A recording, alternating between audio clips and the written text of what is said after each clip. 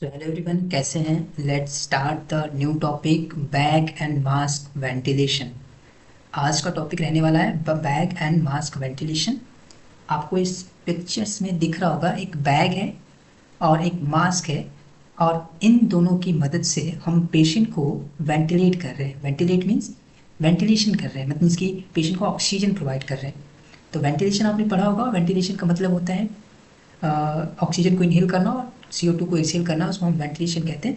और जब हम ये वेंटिलेशन बैग और मास्क से कैसे करते हैं, आज के इस वीडियो में लेक्चर में हम बात करेंगे। उससे पहले नीचे लिखा हुआ है आर्टिफिशियल मैनुअल ब्रीथिंग यूनिट। ये जो आर्टिफिशियल मैनुअल ब्रीथिंग यूनिट लिखा हुआ है, ये बेसिकली बैग ही है। बैग का नाम होता है अम्बू बैग, और अम्बू का फुल फॉर्म होता है आर्टिफिशियल मैनुअल ब्रीथिंग यूनिट। चलिए, आज का जो सब हेडिंग्स रहने वाले हैं वो है हिस्ट्री अम्बू एंड मास्क का। अम्बू के बारे में हम थोड़ा जानेंगे, और मास्क बैग और मास्क वेंटिलेशन कब हम यूज़ करते हैं, इंडिकेशन, और कब नहीं करना चाहिए बैग एंड मास्क वेंटिलेशन। इसके एप्लीकेशन कैसे हैं, कैसे करते हैं, कैसे यूज़ करते हैं, और इससे होने वाले कॉम्प्लिकेशन क्या है, इसके बारे में हम आज बात करेंगे। सबसे पहले हिस्ट्री की बात करें तो जो बैग वॉल मास्क कॉन्सेप्ट है वो 1953 में एक जर्मन के इंजीनियर थे जिनका नाम था डॉक्टर होल्जर हैजे, और उनके एक पार्टनर थे, दानिश एनेस्थेटिस्ट थे जिनका नाम था हेनिंग रूबेन। इन दोनों ने मिलके बैग वॉल्व मास्क कॉन्सेप्ट दिया, और आज ये जो बैग मास्क वेंटिलेशन है, ये मोस्ट इम्पॉर्टेंट टेक्निक है for the saving life in critical care department. मतलब आज के समय में अगर कोई भी पेशेंट जो सांस की समस्या से पीड़ित है, जो सीवियर कंडीशन में है, जो सांस नहीं ले पा रहा है, और अगर हमारे पास कोई भी दूसरी डिवाइसेस नहीं अवेलेबल है, तो हम बैग और मास्क से पेशेंट को वेंटिलेट कर सकते हैं और उसकी जान को बचा सकते हैं, लाइफ को सेव कर सकते हैं।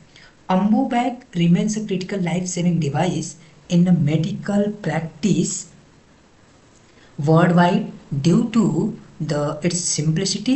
बेसिक सा है, सिंपल सा एक डिवाइस है, बैग है जिसको अम्बू बैग कहते हैं, और ये पोर्टेबिलिटी एंड इफेक्टिव है, बहुत ही इफेक्टिव है। अगर कोई पेशेंट इसकी सांस रुक गई है या सांस नहीं ले पा रहा है ठीक से, उस पेशेंट को हम बैग से, अम्बू बैग से वेंटिलेट कर सकते हैं, ऑक्सीजन दे सकते हैं। और पोर्टेबल है, बहुत ही सिंपल है, नॉट वेरी हैवियर। इसको हम इजीली कैरी कर सकते हैं, एक जगह से दूसरे जगह ले जा सकते हैं। अम्बू जिसका नाम, जिसका फुल फॉर्म है आर्टिफिशियल मैनुअल ब्रीदिंग या फिर एम्बुलेटरी मैनुअल ब्रीदिंग यूनिट, ये दोनों नाम, या तो आर्टिफिशियल मैनुअल ब्रीदिंग या तो एम्बुलेटरी मैनुअल ब्रीदिंग यूनिट, ये आपके एग्जाम में पूछ लेता है कभी कभी। अम्बू बैग एक स्पेसिफिक मैनुअल रिससिटेटर डिवाइस है, मतलब एक स्पेसिफिक मैनुअल रिससिटेटर डिवाइस है। मैनुअल का मतलब है कि हम इसको क्या कर सकते हैं, हाथ से मैनुअली रिससिटेट करते हैं पेशेंट को। रिससिटेट का मतलब है अगर कोई पेशेंट सांस लेना बंद कर दिया है तो हम मैनुअली उसको बैग से, अम्बू बैग से ऑक्सीजन देते हैं, ब्रीदिंग प्रोवाइड करते हैं। तो basically in health care to assist patient with breathing, अगर पेशेंट सांस नहीं ले पा रहा है, ऐसे केस में अम्बू की मदद से हम मैनुअली पेशेंट को ब्रीथ प्रोवाइड करते हैं, ऑक्सीजन प्रोवाइड करते हैं। The word Ambu come from ambulance, come from ambulance. जो अम्बू है वर्ड, वो कहाँ से आया हुआ है, तो एम्बुलेंस से आया हुआ है। That provides positive pressure ventilation the patient called bagging. अगर हम पेशेंट को उस अम्बू बैग से पॉजिटिव प्रेशर दे रहे हैं, पॉजिटिव प्रेशर से वेंटिलेट कर रहे हैं, तो उसको कहते हैं बैगिंग करना। नेक्स्ट, ये आपको डायग्राम दिख रहा होगा, यहाँ पे आपको चार चीज़ें दिख रही है। चार चीज़ों में सबसे पहले मैं आपको बता दूं, ये तो आपका, ये जो आपको दिख रहा है यही अम्बू बैग है। ये क्या है, अम्बू है, ये अम्बू है।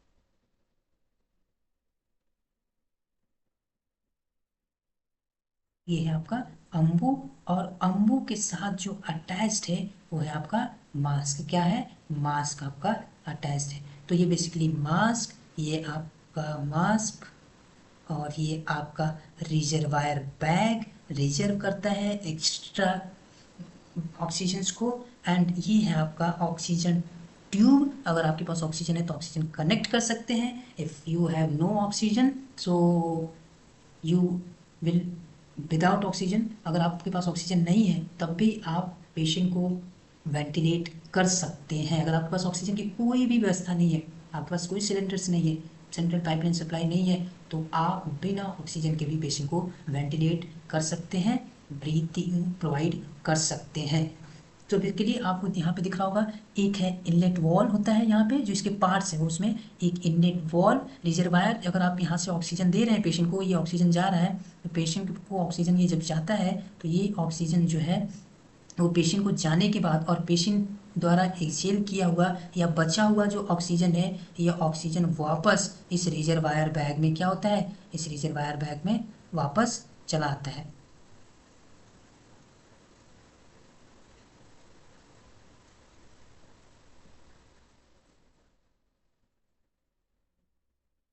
अगर जब आप पेशेंट को ऑक्सीजन देते हैं और जो ऑक्सीजन बचता है वो ऑक्सीजन इस रिजर्वायर बैग में क्या होता है, वापस इस ऑक्सीजन इस बैग रिजर्वायर बैग में ऑक्सीजन वापस से लौट आता है, जिसको हम कहते हैं रिजर्वायर बैग। और ये रिजर्वायर बैग उसको रिजर्व करता है, एक्स्ट्रा ऑक्सीजन को क्या करता है, रिजर्व करने का काम करता है। तो यहाँ पे आपको एक इनलेट वॉल देखने को मिलेगा।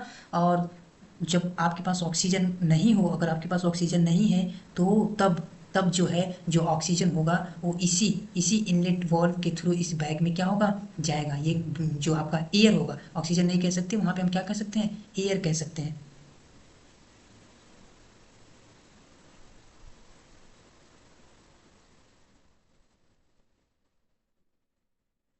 हम कह सकते हैं, क्या कह सकते हैं, एयर कह सकते हैं। एयर जो होगा वो क्या होगा,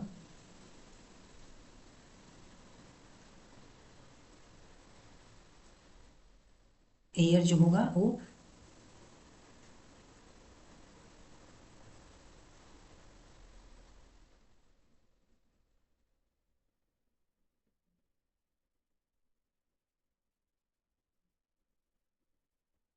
मतलब Ambu and bag and mass, Ambu bagging कह सकते हैं, ठीक है, समझ रहे हैं। मतलब अगर हम दे रहे हैं पेशेंट को अम्बू बैग से इनलेट पॉजिटिव प्रेशर दे रहे हैं वेंटिलेट करें, उसको बैगिंग कहना, देना बैगिंग कहलाता है। चला जाएगा, इंटर कर जाएगा। अगर आपके पास ऑक्सीजन अवेलेबिलिटी नहीं है तब आपके इन्वायरमेंट से जो एयर है उस बैग में जाएगा और इस बैग से पेशेंट को इस मास्क के थ्रू पेशेंट को क्या होगा, डिलीवर होगा। आइदर इट इज मास्क और if the patient are ventilated intubated तो ये ट्यूब से कनेक्ट होगा बैग और पेशेंट को ऑक्सीजन डिलीवर होगा। तो ये जो एयर है, अगर आपके पास ऑक्सीजन है तो आप ऑक्सीजन कनेक्ट कीजिए। जब आप ऑक्सीजन कनेक्ट करते हैं तो आपके पास 100% FiO2 जाता है। लेकिन अगर आपके पास ऑक्सीजन सप्लाई नहीं है तब भी आप इन्वायरमेंट से एयर जो इंटर करेगा उसमें 21% ऑक्सीजन होगा और उस समय के लिए पेशेंट क्या हो पाएगा, सर्वाइव कर पाएगा, पेशेंट को ऑक्सीजन मिल पाएगा, ब्रीथिंग मिल पाएगी और पेशेंट को उस समय के लिए हम क्या कर पाएंगे, मैनेज कर पाएंगे। तो बेसिकली ये एक ऐसा डिवाइस है कि जब अगर आपके पास इमरजेंसी पड़े, आपके पास ऑक्सीजन ना हो, आपके पास ऑक्सीजन ख़त्म हो गया हो, आप कहीं पेशेंट को ट्रांसपोर्ट कर रहे हो, उसके दौरान अगर आपको कोई भी समस्या आती है तो इस मास्क और बैग से पेशेंट को वेंटिलेट कर सकते हैं, ब्रीदिंग प्रोवाइड कर सकते हैं, जिससे पेशेंट की उस समय जो कंडीशन है वो ख़राब होने से बच सकती है। तो यहाँ पे आप देख रहे होंगे इस वाले पोर्शन में जो पेशेंट आउटलेट जिसको कहते हैं, ये आपका एयर इनलेट पार्ट है, एयर जहाँ से इंटर होता है, और ये आपका पेशेंट आउटलेट पार्ट है जहाँ से पेशेंट को ये जो एयर है या ऑक्सीजन है डिलीवर होता है। उस पार्ट में जो बेसिकली पार्ट्स हैं उसमें सबसे पहला है पॉप ऑफ वॉल, जिसको एक्सपिरेटरी वॉल भी कहते हैं, पॉप ऑफ वॉल, और जो प्रेशर रिलीफ वॉल होता है या जिसको हम बेसिकली एक्सपिरेटरी वॉल कहते हैं। इस डायग्राम में आप कंफ्यूज मत होइएगा, इसी को हम ये भी कहते हैं। ये दोनों चीज़ें सेम है, जो प्रेशर रिलीज करने का काम करती है, एक्सपिरेटरी वॉल और पॉप ऑफ वॉल। ये आपका है फिश माउथ वॉल। जब आप पेशेंट ये बैग को पुश करते हैं तब जो ओपनिंग होती है यहाँ पे बैग में, वो ऐसा फिश माउथ की तरह होता है, मतलब मछली के माउथ की तरह ओपनिंग होती है, मुंह की तरह ओपनिंग एक देखने को मिलती है, जिसको फिश माउथ वॉल भी कहते हैं। तो बेसिकली ये आपके पार्ट्स है, ये वो बैग है, मास्क है, रिजर्वायर बैग और ऑक्सीजन ट्यूब। देखिए, जब हम इंडिकेशन की बात करते हैं तो इंडिकेशन का मतलब होता है कि हम कब बैग मास्क वेंटिलेशन करेंगे, और उसके एप्लीकेशन है कि मतलब कब कब हम किस कंडीशंस में हम उसको अप्लाई करेंगे। तो देखिए, अगर किसी पेशेंट को कोई ब्रीथिंग प्रॉब्लम हो रही हो तब हम बैग मास्क वेंटिलेशन करेंगे। किसी पेशेंट को ब्रीथिंग प्रॉब्लम हो रही है, सांस ले रहा है लेकिन बहुत प्रॉपरली ले नहीं पा रहा है, सैचुरेशन ड्रॉप हो रहा है, SpO2 लो हो रहा है, तो ऐसे पेशेंट को, या रेस्पिरेटरी अरेस्ट हुआ हो, पेशेंट बिल्कुल सांस लेना बंद कर दिया हो, ऐसे केस में, अपनिया के केस में हम क्या करेंगे, पेशेंट अगर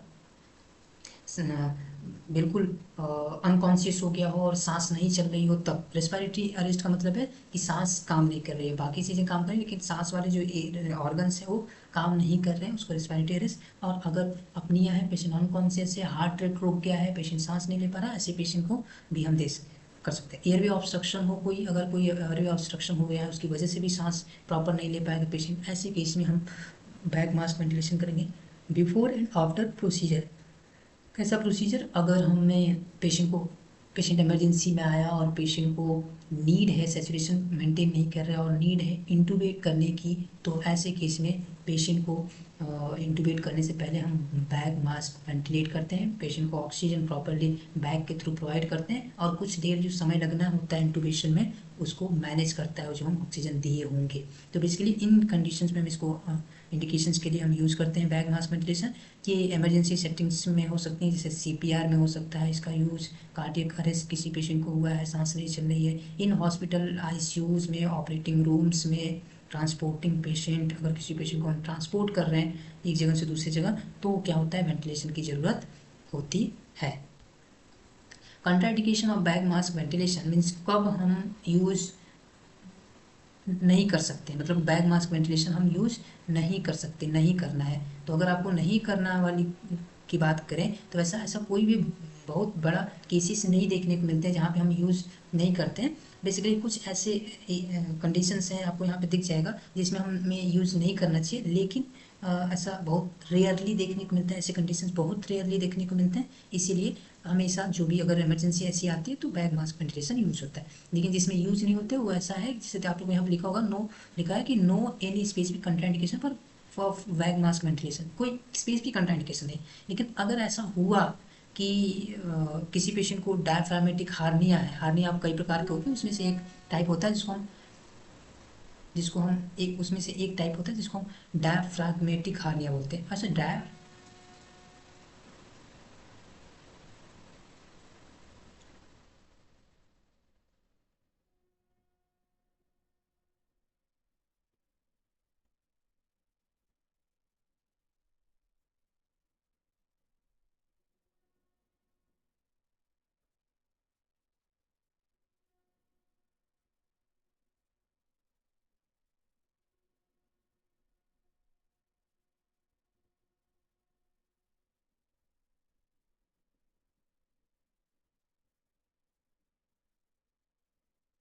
देखिए, डायफ्रामेटिक हार्निया क्या होता है, डायफ्रामेटिक हार्निया एक तरीके का हार्निया है, कई टाइप्स के हार्निया होते हैं। और अगर किसी पेशेंट को डायफ्रामेटिक हार्निया है तो आप उस पेशेंट को नेजोगैस्ट्रिक ट्यूब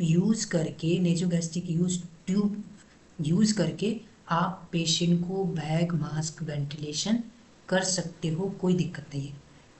अगर किसी पेशेंट को ऐसा हुआ तो नेजोगैस्ट्रिक ट्यूब यूज करना है, पेशेंट का स्टमक खाली करना है, एंड देन पेशेंट को बैग मास्क वेंटिलेशन करना है। दूसरी चीज़, अगर किसी भी पेशेंट का थिक मेकोनियम है, बहुत ही ज़्यादा मेकोनियम थिक है, तो ऐसे पेशेंट में सक्शनिंग करना है। सक्शनिंग करने के बाद पेशेंट को क्या करना है, बैग मास्क वेंटिलेशन करना है। तो मतलब ऐसा कोई भी स्पेसिफिक कंट्राइंडिकेशन नहीं है जहाँ पे बैग मास्क वेंटिलेशन ना किया जाए। अगर किसी पेशेंट को सांस की समस्या हो रही है तो बैग मास्क वेंटिलेशन करना है, लेकिन दो ऐसे कंडीशन है जहाँ पे दो चीज़ें और ध्यान देनी है। अगर पेशेंट को डायफ्रामेटिक हार्निया है तो नेजोगैस्ट्रिक ट्यूब यूज़ करना है, पेशेंट के स्टमक को खाली करना है, और उसके बाद एस्पिरेट करके उसके बाद पेशेंट को बैग मास्क वेंटिलेशन करना है। अगर पेशेंट को थिक मेकोनियम है तो पेशेंट की संक्शनिंग करनी है और बैग मास्क वेंटिलेशन करना है। तो बेसिकली ये आपके contraindication based on the capacity. The mask की बात करें तो ये मास्क के अलग अलग साइज होते हैं। ये यहाँ पे आपको बैग की साइज देख रहे होंगे और यहाँ पे नीचे आपको मास्क है। तो ये आपके वो जो बैग है,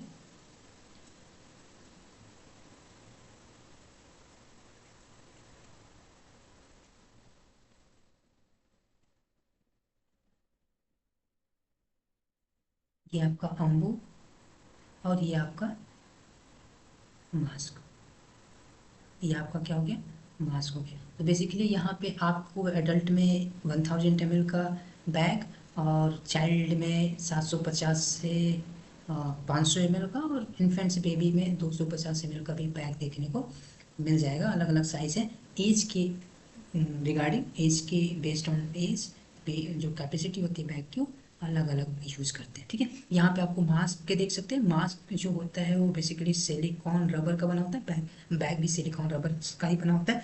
और ये आपका जो साइज़ है इन्फेंट्स में 13 केज, सॉरी 13 ग्राम का अगर कोई बच्चा है, ये आपका अगर 13 ग्राम का कोई बच्चा है,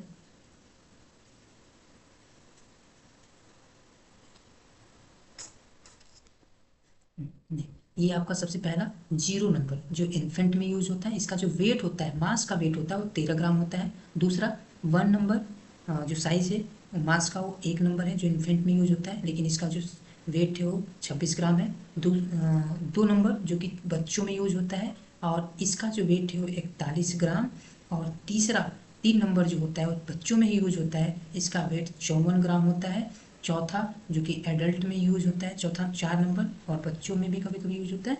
अगर कोई बच्चा हुआ उसकी उसका वेट बहुत, तो ये एडल्ट में जो मास्क यूज़ करते हैं उसका वेट 76 ग्राम होता है। और 5 नंबर जो होता है वो एडल्ट में यूज़ करते हैं और इसका वेट 102 ग्राम होता है। तो ये आपके साइज आपको देख जाएंगे, 0 number, 1 number, 2 number, 3 number, 4 number और 5 नंबर। और ये जो साइज़ है वो पेशेंट के एज के अकॉर्डिंग हम यूज़ करते हैं। और ये मास्क का जो वेट होता है वो यहाँ पे आपको दिया हुआ है कि क्या मास्क के, अलग अलग मास्क के क्या क्या वेट होते हैं। ठीक है, ये आपको हम टेक्निक के बारे में हम बात करते हैं कि बैग मास्क वेंटिलेशन कैसे करेंगे। किसी किसी पेशेंट को अगर सांस की समस्या हो रही है तो कैसे हम बैग को, मास्क को यूज़ करेंगे और पेशेंट को वेंटिलेट करेंगे, ये बहुत इंपॉर्टेंट है। क्योंकि जब अगर आपके पास मास्क और बैग हो तो आप कैसे पेशेंट को वेंटिलेट करेंगे ये भी आना चाहिए। क्योंकि सिर्फ आपके पास मास्क और बैग होने से आप पेशेंट को वेंटिलेट नहीं कर पाएंगे। उसके लिए आपको टेक्निक पता होना चाहिए, आपको एक्सपीरियंस होना चाहिए, आपको प्रैक्टिस होनी चाहिए उस चीज़ को। देखिए यहाँ पे ध्यान देने वाली ये चीज़ होती है कि सबसे पहले आपको क्या करना है, बिफोर यूज चेक प्रॉपरली। आपको क्या दो चीज़ें चेक करनी है। पहली चीज़, इट इज़ वर्क और नॉट वर्किंग, मतलब अगर ये क्या वो काम कर रहा है ठीक से, कहीं पे कोई प्रॉब्लम तो नहीं है। दूसरी चीज़, वर्क कर रहा है कि नहीं कर रहा है। दूसरी चीज़, सेल्फ इन्फ्लेटिंग है कि नहीं। हमने उसको प्रेस किया, बैग को हमने प्रेस किया तो अपने आप इन्फ्लेट हो रहा है कि नहीं, मतलब फिर से अपनी पोजीशन पे आ रहा है कि नहीं। प्रेस करने के बाद अपनी पोजीशन पे दोबारा आ रहा है, इन्फ्लेट हो रहा है कि नहीं। कहीं पे लीकेज तो नहीं है बैग में, कहीं पे लीकेज तो नहीं। अगर लीकेज होगा तो पेशेंट को हम वेंटिलेट नहीं कर पाएंगे, ऑक्सीजन या एयर पेशेंट को डिलीवर, ब्रीथ नहीं कर पाएंगे। इसीलिए ये दो चीज़ें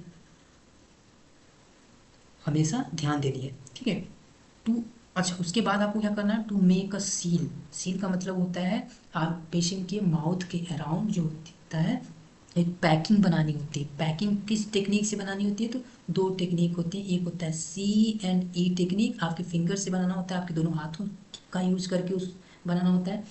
एक हाथ से हम C&E टेक्निक बनाते हैं। B&E टेक्निक जो होता है वो हम दोनों हाथों से बनाते हैं। तो दो टेक्निक है, इन दोनों टेक्निक से हम पेशेंट को क्या करते हैं, पेशेंट का जो मास्क है पेशेंट, मास्क जो है वो पेशेंट के फेस पे, माउथ के राउंड हम एक एक सील बनाते हैं, एक प्रकार से प्रॉपर फिक्सिंग करते हैं और पेशेंट के अराउंड हम मास्क को रखते हैं और प्रॉपर पैकिंग करने के बाद हम पेशेंट को जो वेंटिलेट करते हैं तब पेशेंट के लंग्स में ऑक्सीजन डिलीवर होता है। तो यह ध्यान रहे। एक चीज़ और, to make sure appropriate size of face mask use करें और जो कि लीकेज ना करता हो। ठीक है, देखिए बैगिंग मेथड, बैगिंग का मतलब है अब आप बैग को प्रेस करने वाले हैं। आपने पेशेंट की फेस पे मास्क रखा, सील बनाया, पैकिंग अच्छे से की, कौन सी टेक्निक से, CNE टेक्निक या फिर दूसरा VNE टेक्निक से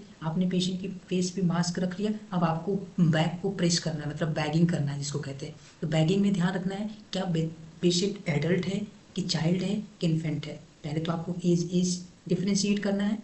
अगर वो एडल्ट है तो आपको कितनी बार बैक को प्रेस करना है 1 मिनट में, ये ध्यान देना है। देखिए कितना, अगर कोई पेशेंट जो एडल्ट है उसको उसके लिए बैक को 15 से 20 बार 1 मिनट में आपको प्रेस करना है, या 15 बार भी कर सकते हैं, 16 बार भी, 17, 18, 19, 20 तक भी आप प्रेस कर सकते हैं। मतलब 15 से 20 के बीच में आपको क्या करना है, प्रेस करना है। प्रेस करने के लिए आपके पास, आप कैसे समझ पाएंगे कि 1 मिनट कितना समय है, तो आपके पास एक टेक्निक होता है जिसको कहते हैं 1001 काउंट। तो आपको काउंट करना है 1001, 1002, 1003, 1004, 1004 एंड 1005 एंड 1006। ऐसे आपको काउंट करना है, और जैसे ही इतना ये 1006 होता है वैसे ही आपको क्या करना है, वैसे ही आपको एक बार बैक को प्रेस करना है, प्रेस करना है 1 टाइम। एंड देन एक बार प्रेस करने के बाद आपको फिर से काउंट करना है सेम चीज़ें, और सेम चीज़ें काउंट करने के बाद यहाँ पे जब आप 1006 तक पहुँचेंगे तो फिर से आपको क्या करना है, फिर से बैक को प्रेस करना है 2 times. And then we go back the same thing and press again count. And count करने के बाद आपको क्या करना है, ये काउंट करने के बाद फिर से एक 1006 पहुंचने के बाद तीसरी बार प्रेस करना है। आप सोचिए, क्योंकि 1001 जो होता है वो 1 सेकेंड के बराबर होता है। ये क्या होता है, 1 सेकेंड के बराबर होता है। तो मतलब 6 सेकेंड में आप एक बार प्रेस कर रहे हैं, अगर एक बार प्रेस कर रहे हैं तो इसका मतलब है कि आप जो है 60 सेकेंड में आप क्या कर रहे हो, 10 बार।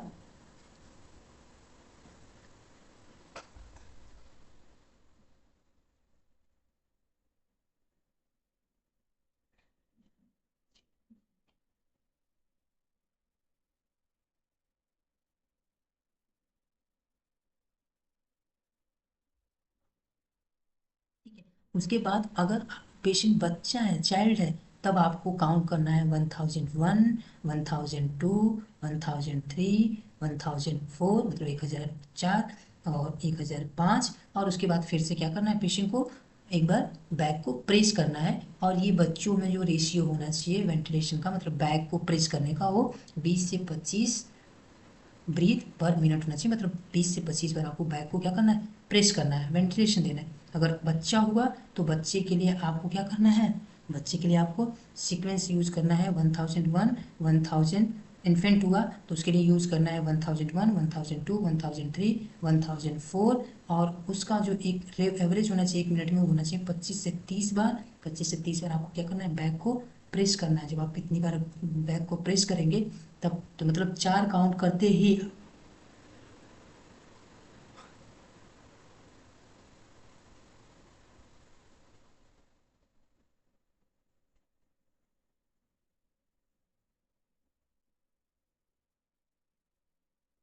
तो मतलब 4 के बाद आपको क्या करना है, 4 के बाद आपको बैक को क्या करना है, प्रेस करना है। और फिर से प्रेस करने के बाद फिर से काउंट करना है, और उसके बाद फिर 1004 के बाद फिर से एक बार प्रेस करना है। तो ये आपका जो बैगिंग का मेथड है वो होना चाहिए इन पेशेंट ग्रुप के अकॉर्डिंग, पेशेंट एज ग्रुप के अकॉर्डिंग। कॉम्प्लिकेशंस क्या है बैक मास्क वेंटिलेशन की, मतलब क्या बैक मास्क वेंटिलेशन से कोई समस्याएं हो सकती हैं, पेशेंट में कोई प्रॉब्लम क्रिएट हो सकती हैं। तो कॉम्प्लिकेशंस हो सकता है, जिसमें सबसे पहला है एस्पिरेशन ऑफ गैस्ट्रिक कंटेंट। अगर पेशेंट के स्टमक में अगर कोई भी कंटेंट भरा हुआ है और आप उसको बैग और मास्क वेंटिलेशन दे रहे हैं, तो ऐसे केस में पेशेंट एस्पिरेट कर सकता है, जो स्टमक में हो बाहर आ सकता है, और पेशेंट के मुंह के में आने के बाद पेशेंट के लंग्स में ट्रैकिया के थ्रू जा सकता है, और इसको एस्पिरेशन कहते हैं। तो ऐसा हो सकता है।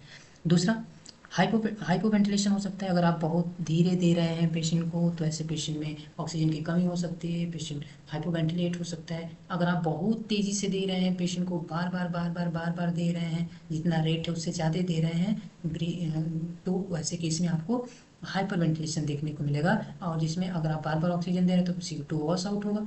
ठीक है। और क्या समस्या हो सकती है, तो न्यूमोथोरेक्स जैसी समस्याएं देखने को मिल सकती है। बैरोट्रामा जिसको कहते हैं, बैरोट्रामा का मतलब होता है जब आप किसी चीज़ को प्रेस करते हैं, प्रेशर देते हैं लंग्स में, और वो प्रेशर अगर थोड़ा सा हाई हो तो उसकी वजह से लंग्स में एक इंजरी हो सकती है, न्यूमोथोरेक्स कहते हैं, जिसमें एयर जो है वो कैविटीज़ में, प्लूरल कैविटी में चला जा सकता है, जिसको बैरोट्रामा कहते हैं। तो ऐसा हो सकता है। और उसके बाद एक डिस्टेंशन ऑफ स्टमक हो सकता होता है। तो इस डिस्टेंशन का मतलब है, अगर आप किसी पेशेंट के माउथ पे फेस मास्क रख के अगर आप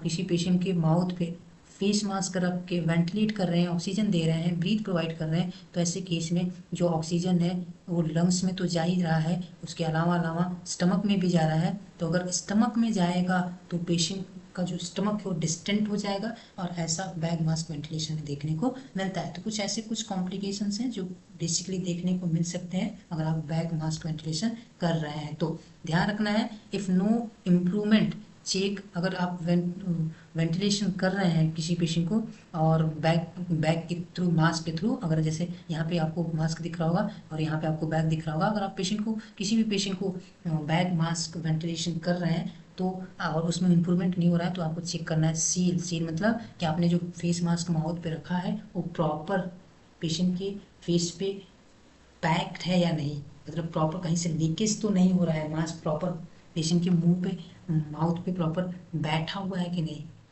ठीक है, ये चीज़ मतलब। दूसरा, चेक पोजीशन का मतलब है कि आपका पेशेंट का पोजीशन ठीक है कि नहीं ठीक है, ये भी चेक करना है। और दूसरा, डू सक्शन इफ़ नीडेड, और सक्शन करते रहना है अगर ज़रूरत पड़ रही है तो, क्योंकि पेशेंट के मुंह माउथ में हो सकता है म्यूकोनियम हो, और सलाइवा की वजह से पेशेंट, या फिर कफ की वजह से पेशेंट के माउथ प्रॉपर ब्रीथिंग पेशेंट को ना जा रहा हो, ऐसे केस में आपको ये चेक करने देते रहना है। तो ये आपका था टॉपिक जिसको हम बैग मास्क वेंटिलेशन कहते हैं, जिसमें हमने अम्बो बैग और मास्क के बारे में समझा, और कैसे करते हैं, क्यों करते हैं, कब करते हैं, उससे समस्याएं क्या होती हैं बैग मास्क वेंटिलेशन से, इसके बारे में पढ़ा। तो बेसिकली आई होप ये आपको इस वीडियो समझ में आया होगा। अगर आप कोई भी प्रॉब्लम क्वेरी है वीडियो रिगार्डिंग, अगर आपको नहीं समझ में आता है या फिर कोई भी चीज़ ऐसी है जो आप बोलना चाहते हैं, तो आप कमेंट बॉक्स में बोल सकते हैं। Thank you so much.